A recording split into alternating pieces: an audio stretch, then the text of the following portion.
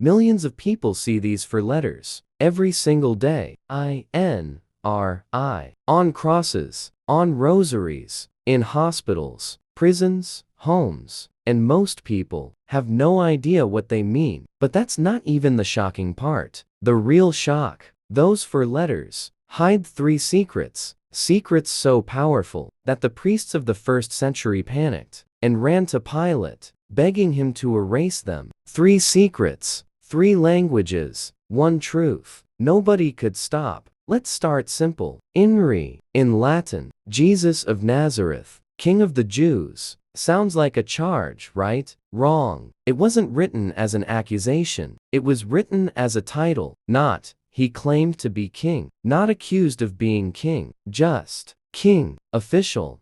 Final, deniable. And when the priests saw that, they didn't celebrate his death. They panicked over the wording. Change it, they said. Write that he claimed to be king. But Pilate looked at them and said something chilling. What I have written, I have written. No edits, no corrections, no escape. Now, here's where it gets deeper. That sign wasn't written in one language. It was written in three: Hebrew, Greek, Latin. Why? Because those three languages represented the entire known world. Hebrew, the language of God's people; Greek, the language of wisdom and philosophy; Latin, the language of power and empire. Power, wisdom, revelation, all standing at the cross, all reading the same message. Jesus is king. But here's the part that shook everything. The Hebrew. Because when you take the first letters of the Hebrew sentence, they form something terrifying. Four letters. Y,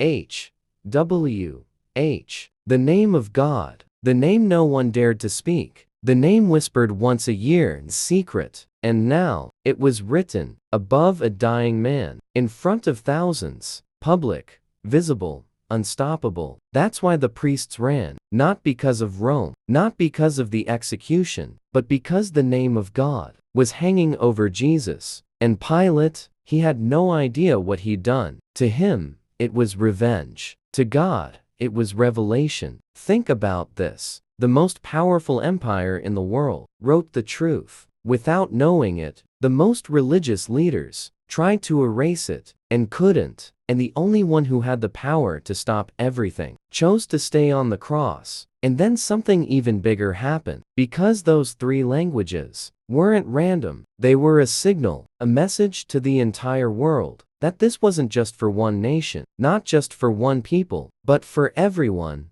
Thousands of years earlier, humanity was divided at the Tower of Babel. Languages separated us. But at the cross, three languages came together again. One message, one name, one king. And 50 days later, Pentecost. Suddenly, every language, every nation, every voice. Here's the truth. The cross planted the message. Pentecost spread it to the world. So those four letters, they're not decoration. They're not tradition. They're a declaration that no matter who you are, where you're from, or what language you speak, Jesus is king. And here's the question that matters. Not what those letters mean, but what do they mean to you?